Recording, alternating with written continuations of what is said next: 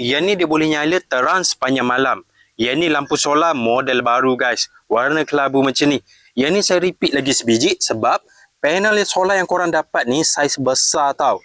60cm kali 35cm. Panel besar macam ni barulah dia boleh cas lampu ni dengan cepat. Barulah malam dia boleh nyala terang. Yang ni lampu solar yang model baru untuk tahun 2025.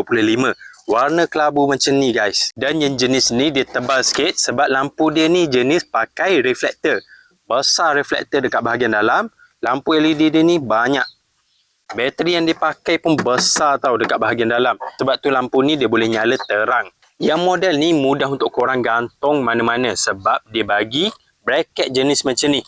Bracket pula jenis boleh adjust. Bila korang dah letak dekat dinding, korang boleh adjust angle lampu ni bagi ngam. Sebelum ni saya dah beli yang ni tau. Saya dah pasang dekat rumah saya. Bila saya tengok cahaya dia ni terang, saya repeat lagi sebiji yang ni. Sebab cahaya dia ni memang puas hati. Boleh nyala lebih dari 12 jam. Cahaya dia ni pula terang dari maghrib sampai subuh boleh nyala dengan terang. Waktu siang bila lampu ni tengah cas, mudah tau nak tengok dekat bahagian sini dia ada indikator. Korang boleh tengok berapa persen bateri yang tengah cas.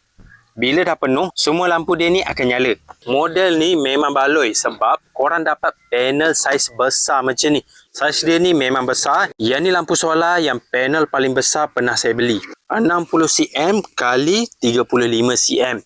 Tapi panel saiz besar macam ni, korang akan dapat bila beli watt yang paling besar. Kalau korang beli watt yang paling kecil, panel dia ni beza sikit dia punya saiz. Panel pula jenis model baru, jenis monocrystalline. Warna dia hitam pekat macam ni.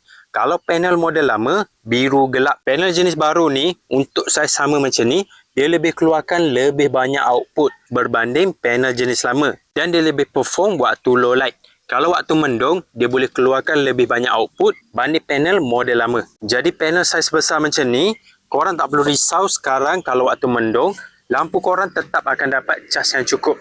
Jadi dia akan ada power untuk nyala terang sepanjang malam.